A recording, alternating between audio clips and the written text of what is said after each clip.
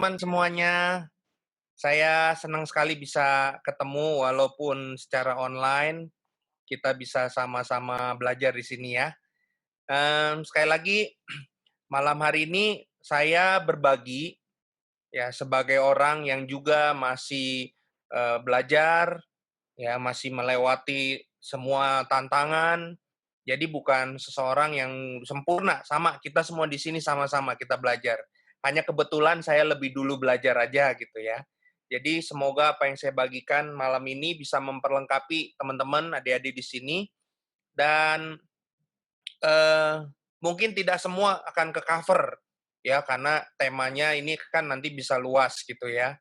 Dan saya coba membagikan prinsip dan secara sainsnya nanti untuk membantu teman-teman di sini, oke?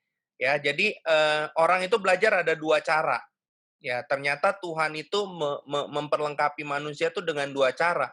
Ketika manusia ditaruh di muka bumi ini, manusia itu diberi 2 cara untuk mereka, diperlengkapi. Yang pertama, dari atas, hikmat dari atas. Hikmat dari atas itu, berupa pewahyuan, revelation dari Tuhan, ya, dalam bentuk apa? Firman Tuhan. Ya, Tuhan kasih firman-Nya sama kita yang berisi prinsip-prinsip kehidupan yang kalau kita taatin, ya kita akan melihat kuasa dalam kehidupan kita nyata, oke? Nah, tapi Tuhan kasih kita akal budi, sehingga ada prinsip kedua yang mesti kita temukan, yaitu hikmat dari bawah. Apa itu hikmat dari bawah? Hikmat dari bawah itu, ilmu pengetahuan. Manusia ketika ditaruh di muka bumi ini, akhirnya mereka mulai berusaha menaklukkan bumi, mereka berkembang pengetahuannya. Mereka menemukan berbagai hal.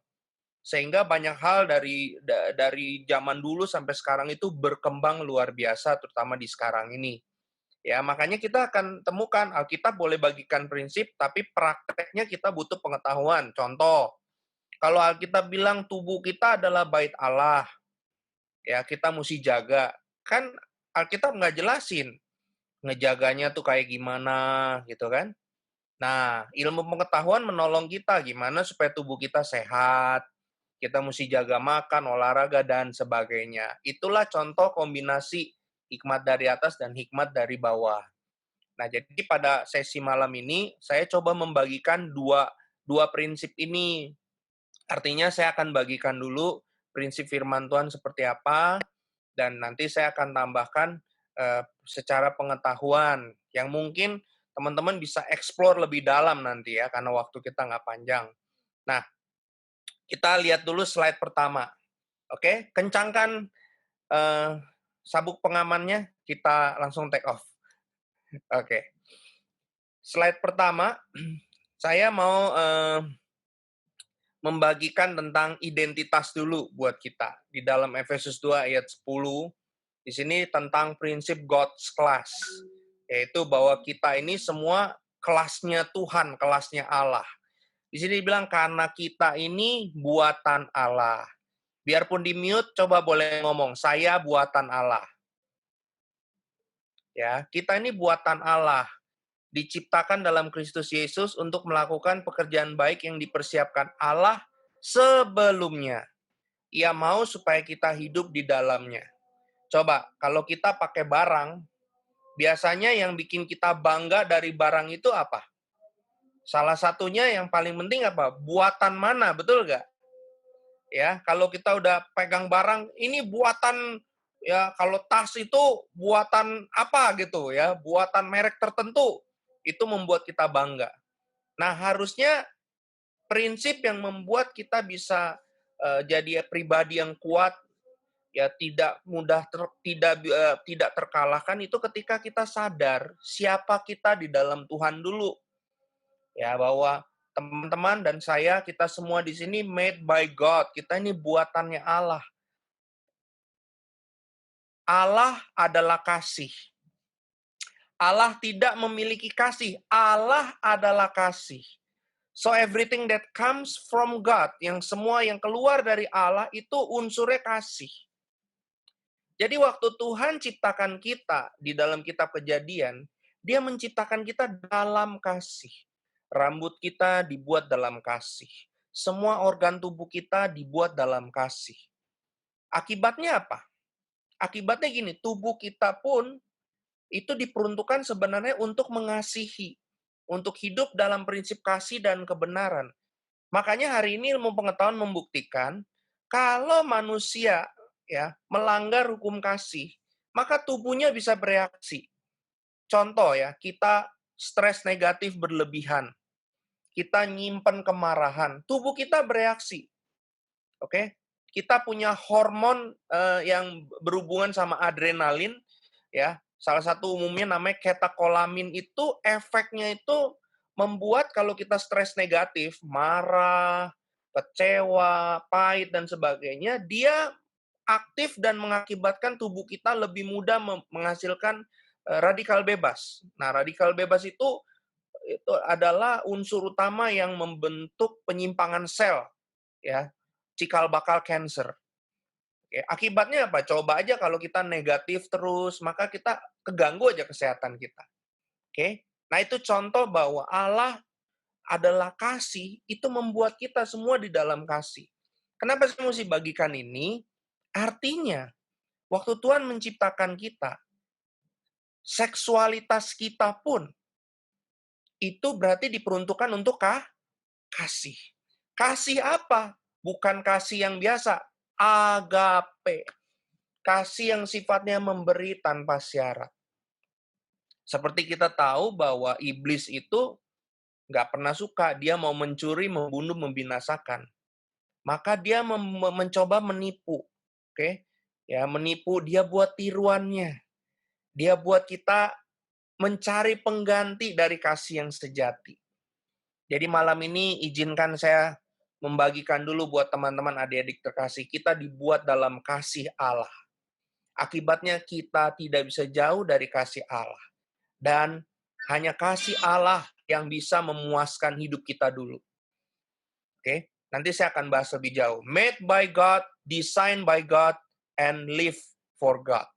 Oke, next slide. Ya. Nah, kenapa saya bagikan ini? Supaya kita sadar siapa diri kita dulu. Consciousness determines behavior. Itu ada yang salah ketik ya. Behavior.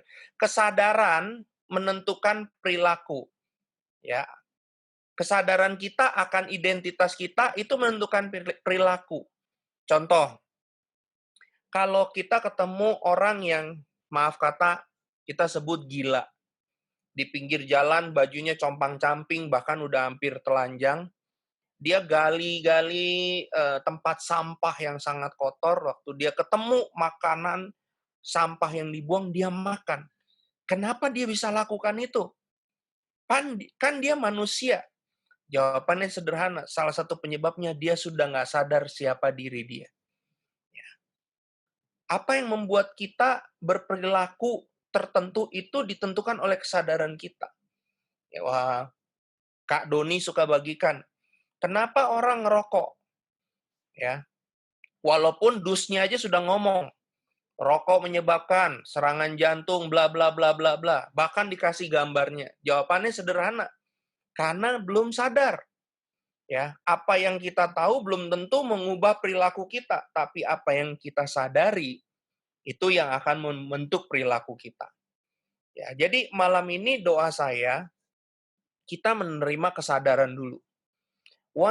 Sekali kita tahu siapa kita di dalam Tuhan, untuk apa Tuhan ciptakan kita, maka itu akan menentukan perilaku kita dari anak muda ke depan. Kita bisa membuat komitmen dan keputusan yang menghasilkan kekuatan.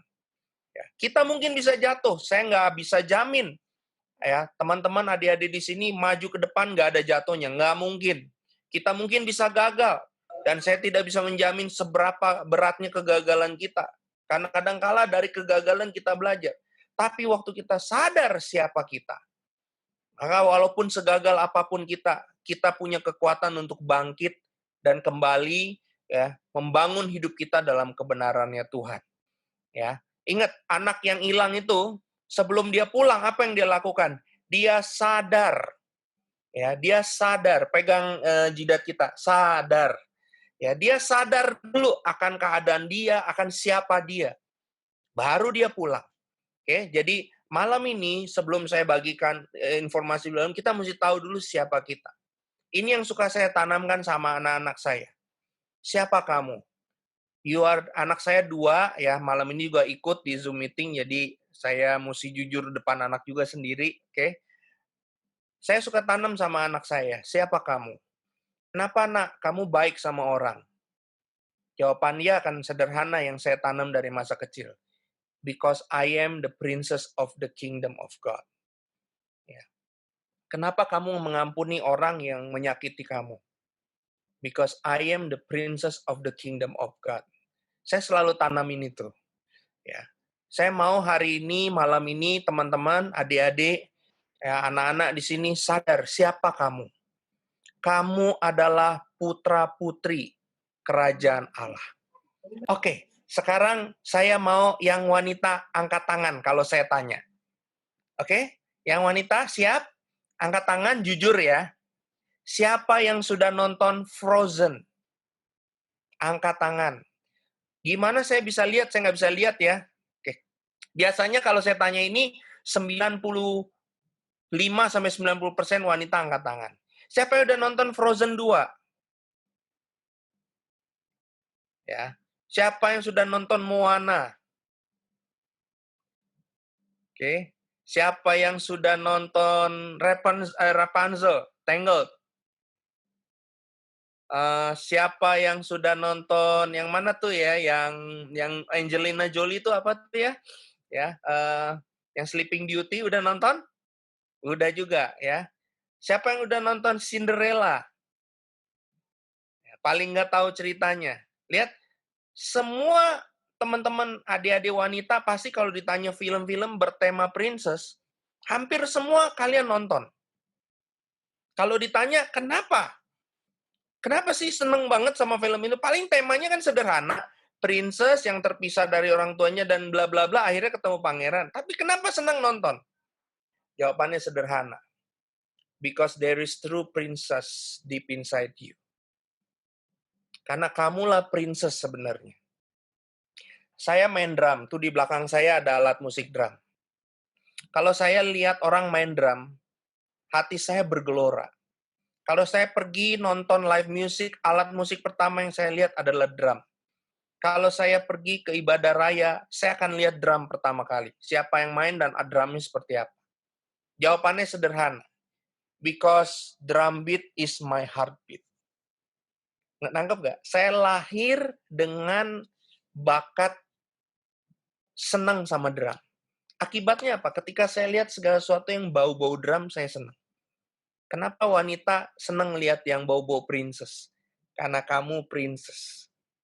Oke? Sadari dulu kamu princess. Ya, oke? Saya banyak akan ngomong juga kalau gini sama wanita. Karena kalau kamu sadar kamu princess, kamu akan tanam di hati dan kepalamu, saya juga harus ketemu sama prince. Oke? Di mana-mana prince itu tidak melecehkan princessnya. Di mana prince itu menjaga princessnya. Di mana-mana prince itu melindungi. So, taruh itu. Karena kamu princess, satu kali kamu harus ketemu sama prince.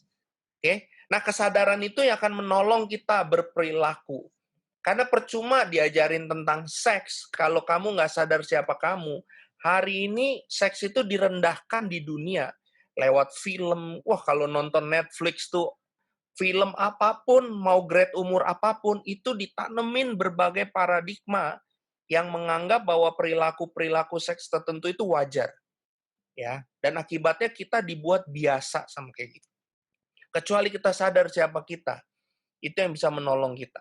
Oke? Next slide, kita belajar sama-sama. Nah, saya mau kita semua di sini sadar, ya, Allah itu begitu mengasihi kita, begitu menyayangi kita, begitu mencintai kita apa adanya. So, kuncinya adalah kembali ke Tuhan. Kalau teman-teman di sini mungkin ketika dengar ini teman-teman sadar, waduh, saya sudah terjerumus, saya gagal, saya bahkan merasa hancur. Kuncinya sederhana, kembali ke Allah. Ya, karena Allah tangannya terbuka, dia mencintai kita, dia mengasihi kita apa adanya. Dari dia, kita menerima kebutuhan dasar yang memang sangat dibutuhkan semua orang, yang demi ini orang bisa rela korbankan apapun, yaitu dikasihi, dihargai, dipercayai. Ya, demi dikasihi, demi dihargai, demi dipercayai, wanita bisa serahkan tubuhnya. Demi dikasih, demi dihargai, demi dipercayai, pria bisa melakukan hal-hal yang najis, ya, demi dapatkan penerimaan dan penghargaan. So, malam ini saya mau ingat, adik-adik, teman-teman, saudara-saudara semua ingat bahwa kita ini buatan Allah. Kita dikasih sama Tuhan. Kita diterima sama Tuhan, bahkan Dia percaya sama kita. Oke? Dari kesadaran ini dulu, baru kita bisa melangkah lebih lanjut. Oke? Nah, sekarang saya mau kita lihat, iblis itu dari awalnya mau merusak. Di Taman Eden ketika semua yang diciptakan Tuhan baik, iblis coba masuk, dia mau gagalkan. Ya, dia mulai coba menipu. Oke? Coba kalau mungkin ada yang pernah baca kitab Kejadian, waktu dia tipu Hawa, dia pakai firman Tuhan tapi dibelokin sedikit. Ya, hati-hati. Sekarang semua dibelokin sedikit. Kenapa orang bisa menyimpang dalam seks itu jadi penyimpangan? Karena dibelokin sedikit. Ya, pakai kata love. Ya, tapi love-nya bukan love yang Tuhan maksud. Oke? Hari ini banyak orang nggak bisa bedain mana love, mana lust. Ya, mana cinta sejati, mana hawa nafsu. Dan ini yang iblis kerjakan. Dia mencuri, membunuh, membinasakan. Caranya adalah dia mencoba menyamarkan. Disguise itu menyamarkan ya, Fani, ya betul ya, menyamarkan. Ya, dia membuat saru antara kasih sejati sama hawa nafsu. Apalagi di akhir zaman ini, saya tidak mau melebar, tapi saya mau kasih tahu apa yang terjadi di Sodom dan Gomora, ya, itu benar-benar sudah terulang lagi. Apa yang menjadi dosa Roma yang merupakan cikal bakal eh, aniaya gereja waktu itu, dosa-dosanya semua sudah kembali lagi, bahkan lebih parah.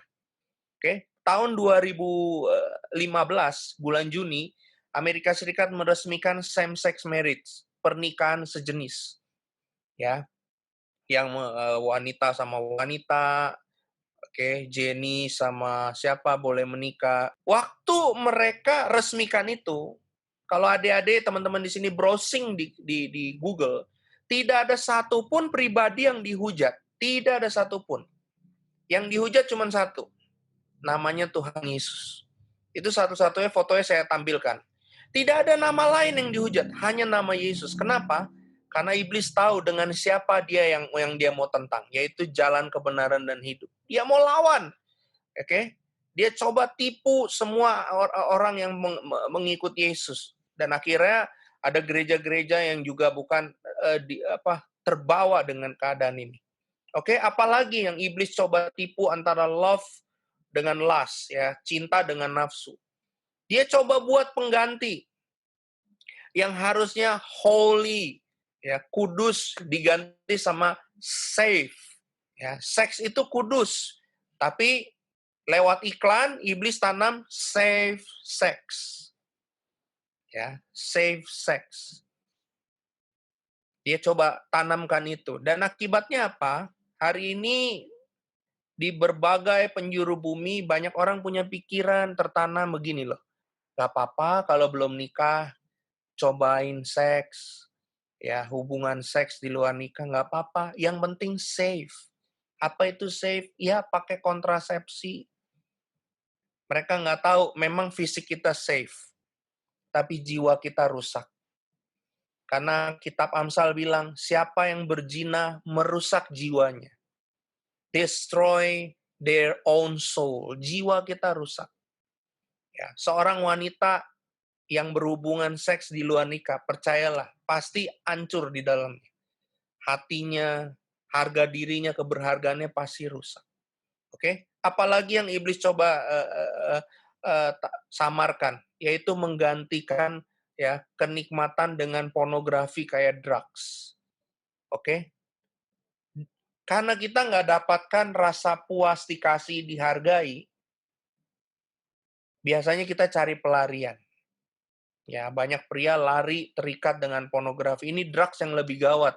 Karena secara fisik nggak merusak, tapi secara jiwa merusak. Hari ini adik-adik dan kita semua hidup di zaman lebih ngeri dari zaman saya.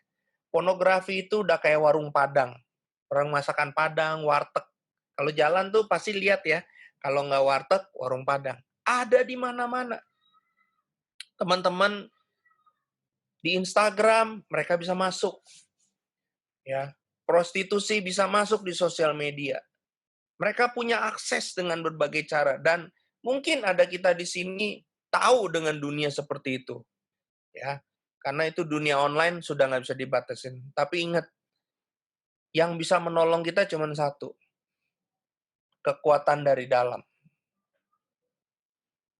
Yaitu kita sadar bahwa kita putra-putri kerajaan Allah, kita ditentukan hidup benar, kita bisa memilih, ya. Saya tidak mau hidup seperti itu. Kita bisa milih, ya. Saya ketemu orang-orang yang tadinya doyan makan Padang. Tadinya kayaknya nggak bisa nolak makan Padang. Sekarang kenapa dia nggak pernah sentuh? Dia bilang gini, nggak boleh makan lagi. Kenapa? Kolesterolnya udah mentok, ya. Udah pernah stroke, udah pernah serangan jantung. Jadi makannya mesti dijaga. Nah itu bisa, ya. Walaupun hidangan ada di depan dia. Kenapa? Karena kalau udah kena kesadaran, orang punya kekuatan untuk menolak. Jadi hari ini mungkin kamu akan ada di lingkungan.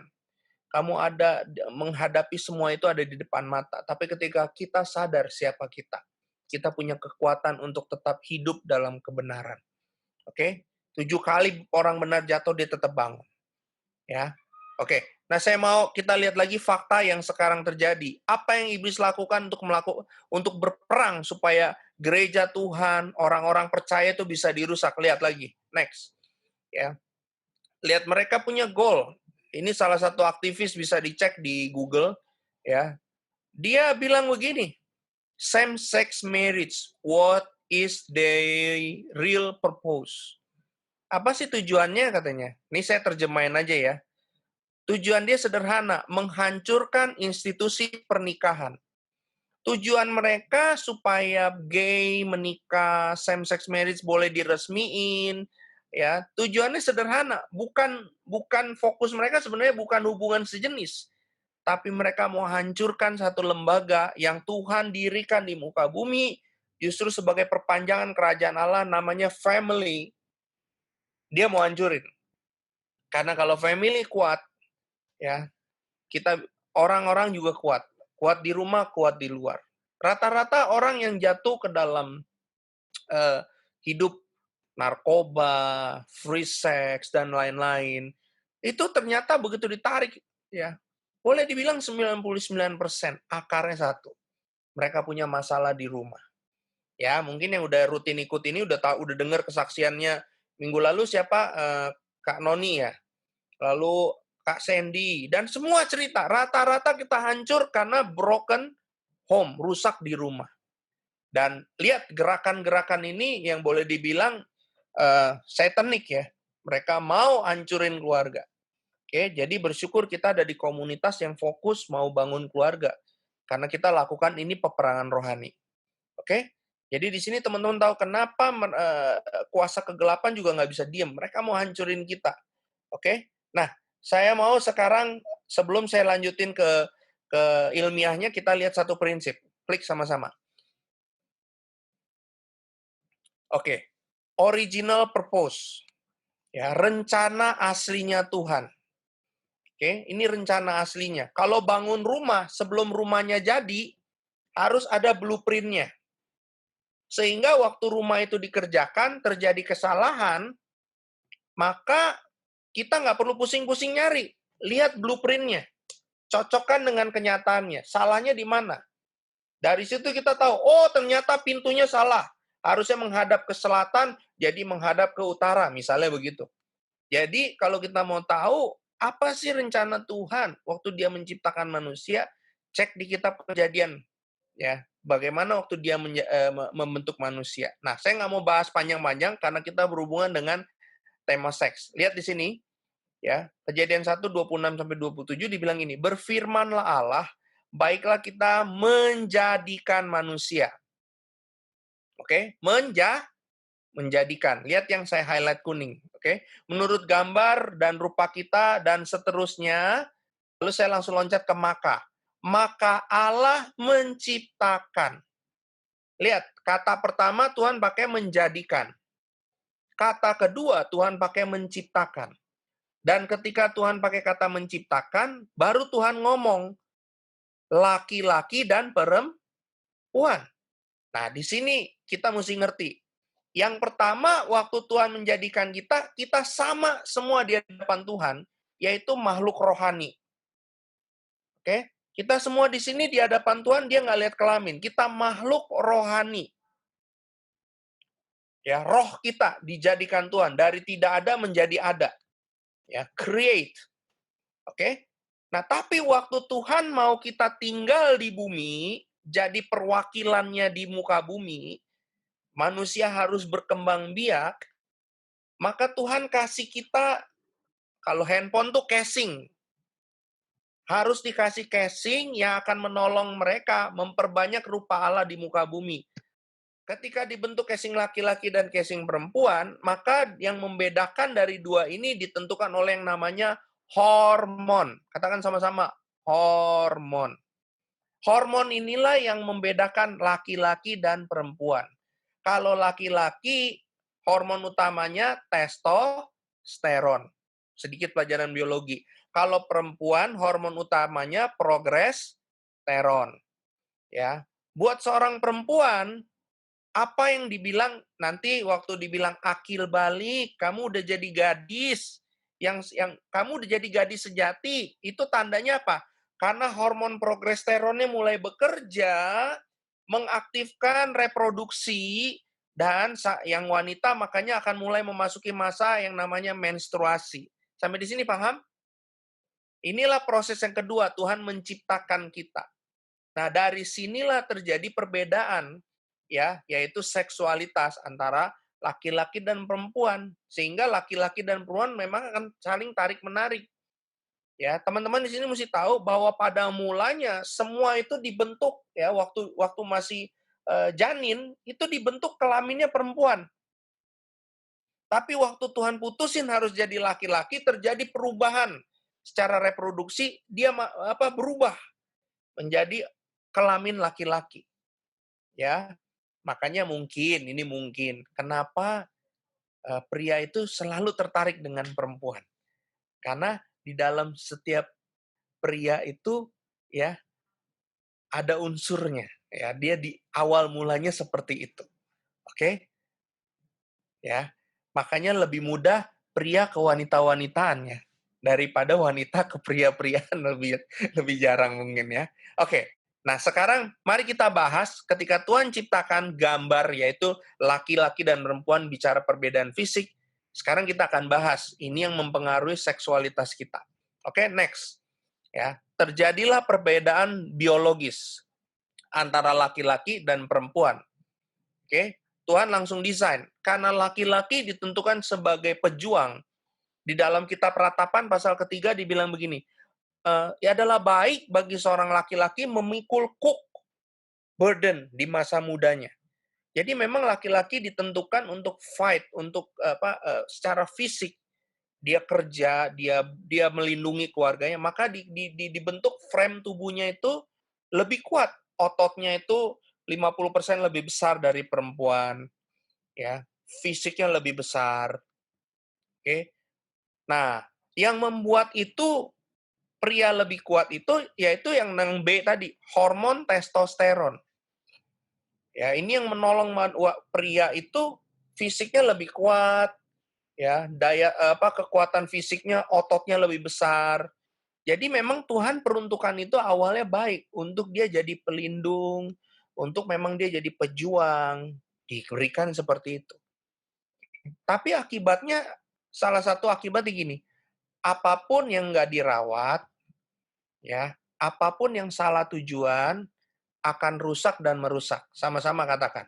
Segala sesuatu yang salah tujuan akan rusak dan merusak.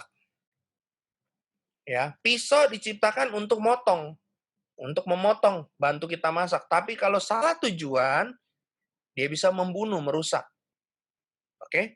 Nah, kita dikasih laki-laki hormon ini, tapi kalau ini tidak tidak berfungsi dengan benar, efeknya adalah pria itu punya dorongan seksual yang lebih tinggi. Nah, kalau di sini lihat otaknya laki-laki, itu 60% itu mengendalikan hormon yang berhubungan dengan seksualitas. Oke. Tapi itu tujuannya kalau diarahkan dengan benar itu lebih ke kekuatan, lebih ke perjuangan dan sebagainya. Makanya di sini teman-teman bisa buat survei, bisa buat penelitian bahwa kalau angka pengangguran tinggi, biasanya angka pelecehan seksual meningkat. Ya, kalau pria nganggur, pikirannya, testosteronnya nggak kepake, maka dia akan lebih mudah berpikir yang berbau-bau erotis, lebih mudah. Tapi kalau pria semuanya itu bekerja, itu dia lebih mudah kendaliin karena testosteronnya kepake.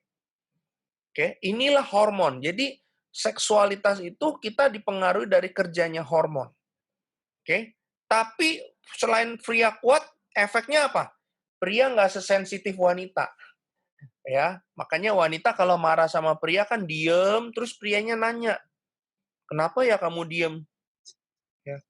Kamu tebak aja kenapa? Waduh, dikira kita paranormal. Kita mesti ngeliatin perempuan, lalu bisa tahu dia marah gitu ya. Gak bisa, pria itu nggak sesensitif, dia mesti dikasih tahu. Oke? Lalu lihat otaknya perempuan. Ya, ingat, terjadi perbedaan waktu diciptakan. Otaknya perempuan beda.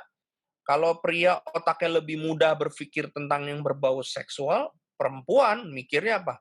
Sepatu, ya. Siapa di sini? Ya, mohon maaf mungkin kalau ini sepatunya wanita jarang yang punya cuma satu pasang.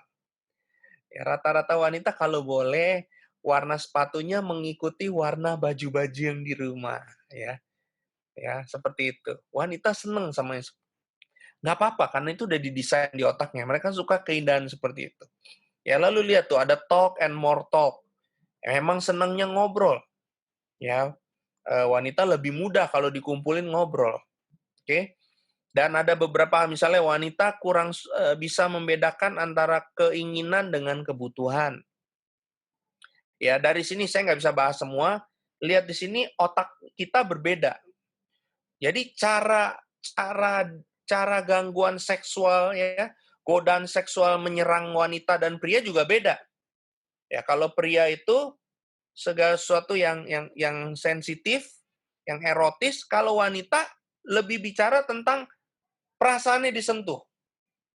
Kalau pria bisa berkata I love you demi cinta, kalau wanita ya bisa memberikan pria bisa berkata I love you demi seks, wanita bisa memberikan seks demi dikasihi. Bisa nanggap? Pria bisa berkata cinta demi mendapatkan seks. Maka dia akan ngegombal. Wah, ngegombal. Sedangkan wanita di otaknya punya kelemahan.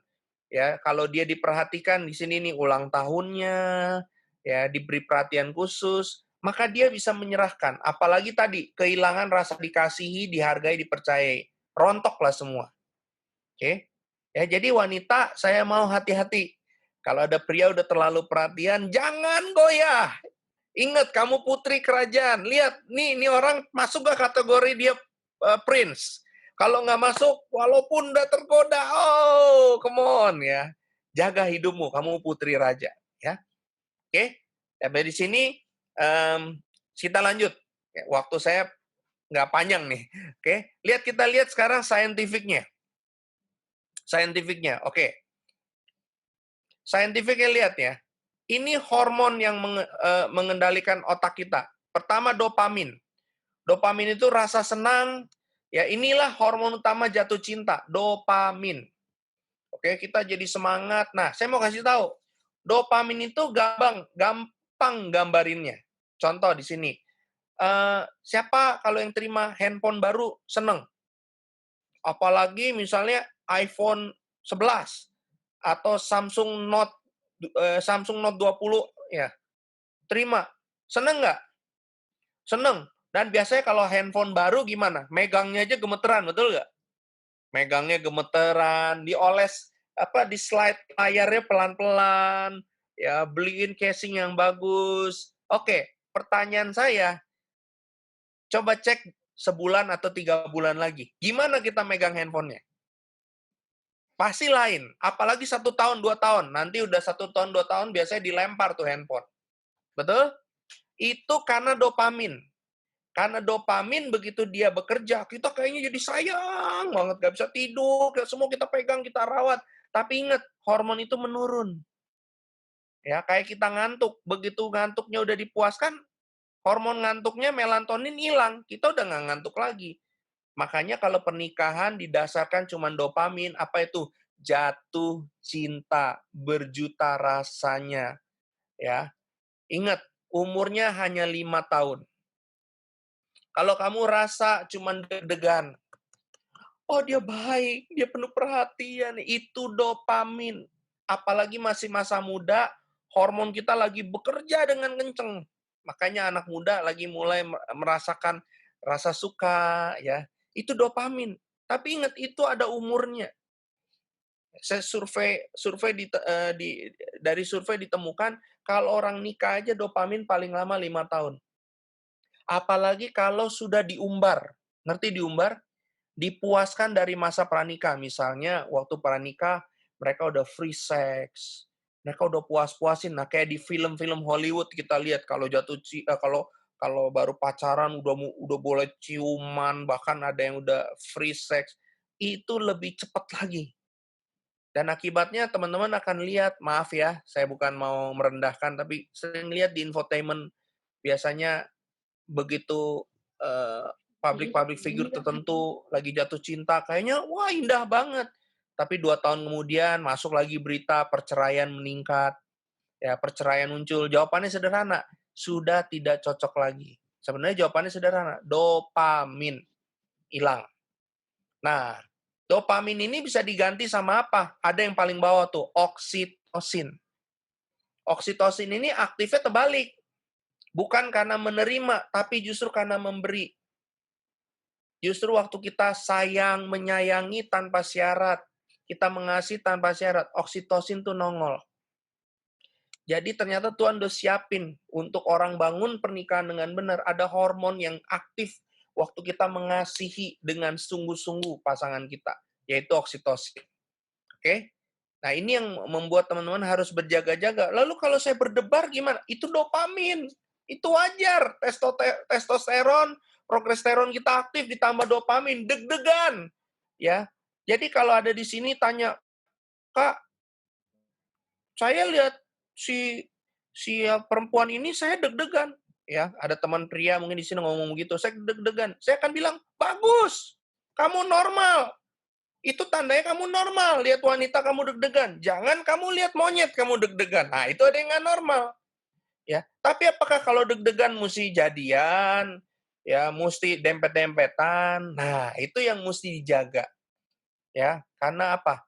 Terlalu mahal hidupmu kalau untuk dipuaskan kamu puaskan nafsu di masa mudamu seperti itu. Simpen itu ya untuk hadiah yang terindah. Oke. Nah, saya cepat aja di sini ada PEA, penilatilamin.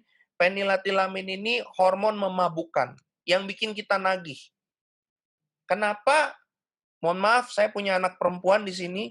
Kenapa saya konservatif? Saya nggak setuju kalau orang pranikah atau boleh dibilang pacaran, itu sentuhan fisik. Karena saya pernah jatuh. Saya hancur di situ kalau bukan Tuhan tolong saya.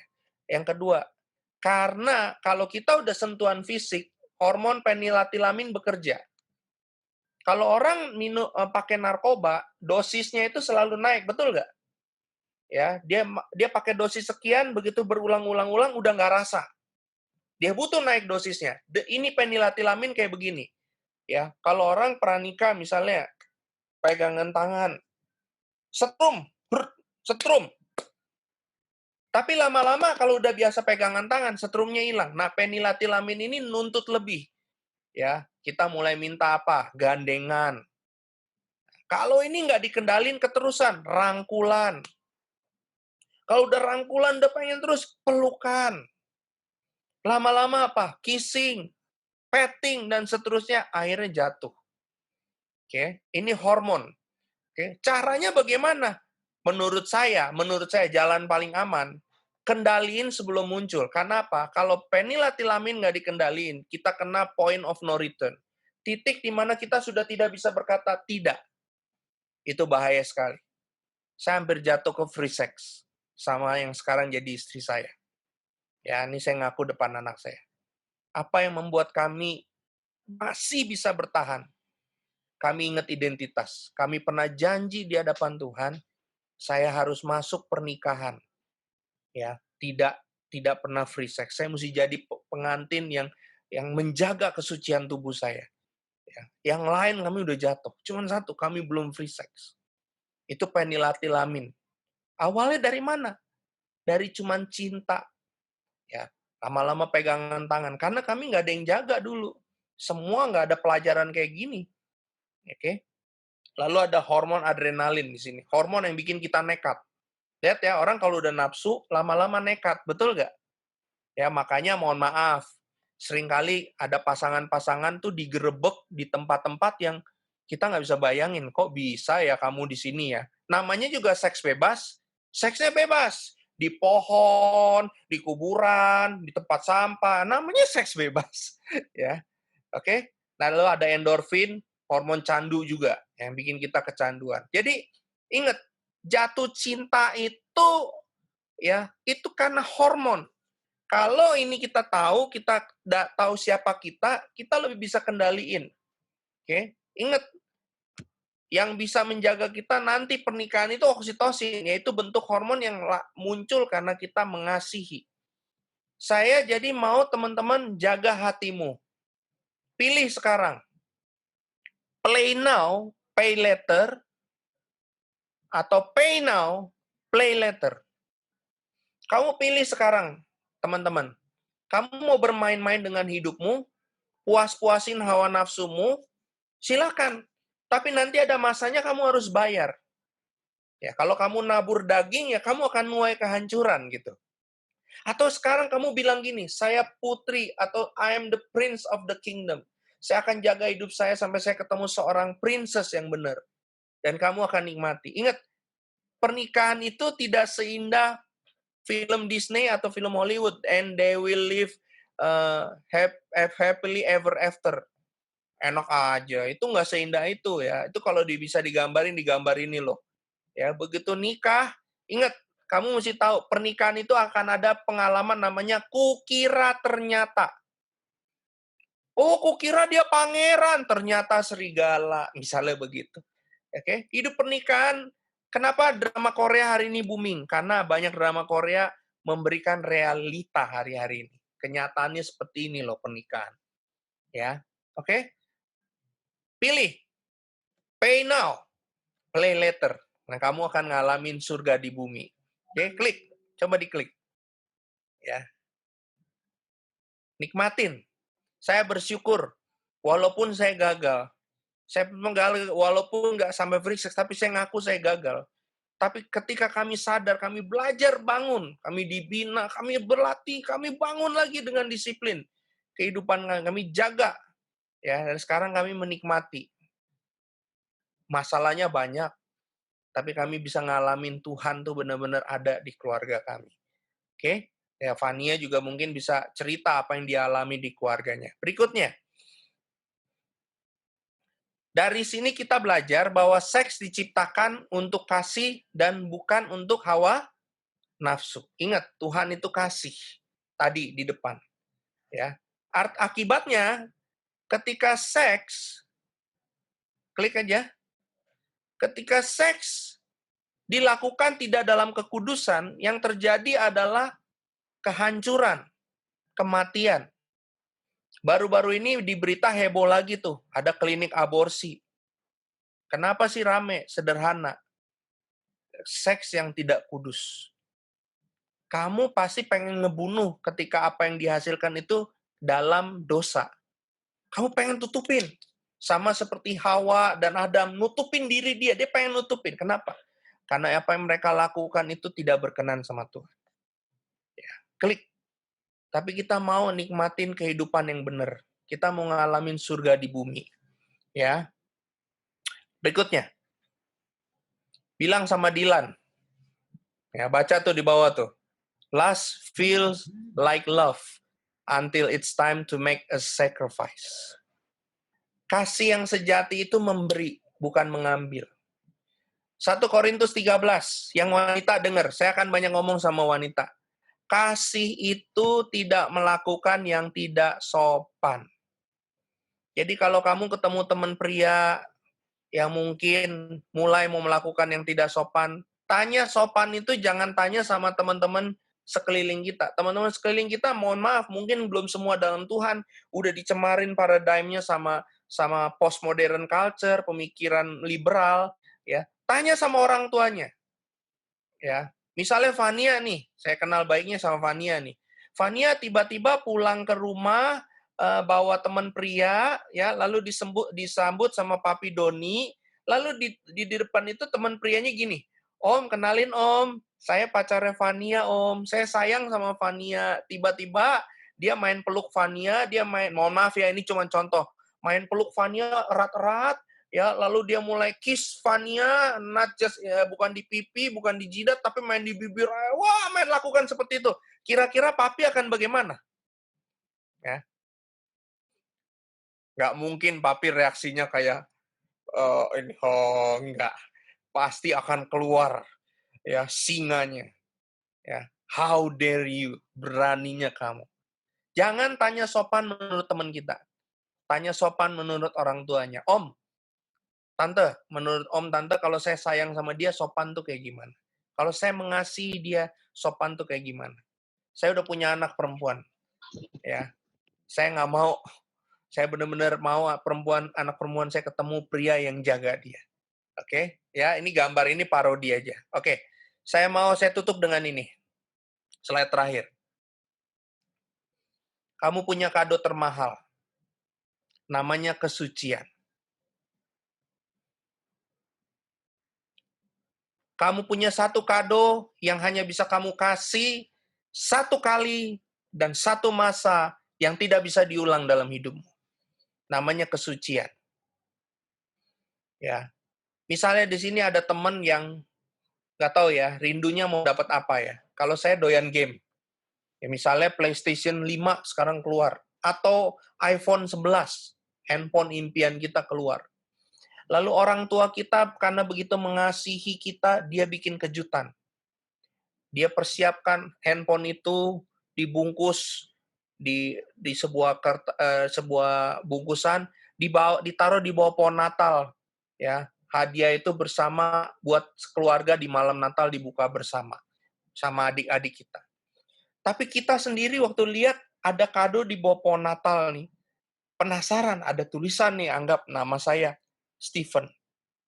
Orang tua cuman bilang, kita akan buka nanti di tanggal 25 pagi setelah kita ibadah Natal, misalnya. Tapi saya lihat dari tanggal 23, saya pikirin itu hadiahnya apa ya, saya penasaran. Dan akhirnya rasa penasaran saya memuncak sampai pada titik point of no return. Buka aja deh. Lalu malam-malam saya ngendap-ngendap, saya buka kado itu pelan-pelan. Waktu saya lihat hasilnya, kado itu, wah, saya dapat iPhone. Ya, lalu saya tutup lagi rapat-rapat. Besoknya waktu semua pada open kado, semua akan teriak kesenangan. Saya mungkin akan teriak kesenangan, tapi teriakan kesenangan saya itu fake, betul? Poker face. Kenapa? Saya udah tahu. Tahu gak? Banyak orang hari ini waktu pesta nikah, mereka senyum. Kelihatannya bahagia. Tapi bahagianya bukan bahagia tulen. Mungkin sebagian poker face. Kenapa? Ya, saya udah buka kado itu. Saya udah buka. Ya, dan nggak ada lagi sukacitanya yang sebenarnya. Malam ini saya berdoa, walaupun saya nggak bisa bahas terlalu banyak. Hari ini teman-teman dapatkan impian ini sebagai putra-putri kerajaan Allah. Kamu ditentukan untuk hidup suci. Ya.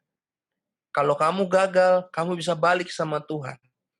Tuhan, saya mau hidup saya berkenan sama Engkau. Saya tidak izinkan Tuhan yang sudah ciptakan tubuh saya dalam kebenaran, hanya karena masalah hormonal yang saya nggak kendaliin dari sekarang. Saya merusak masa depan saya. Ya. Tidak ada kata terlambat kalau mungkin kita pernah gagal. Tapi mari kita sama-sama.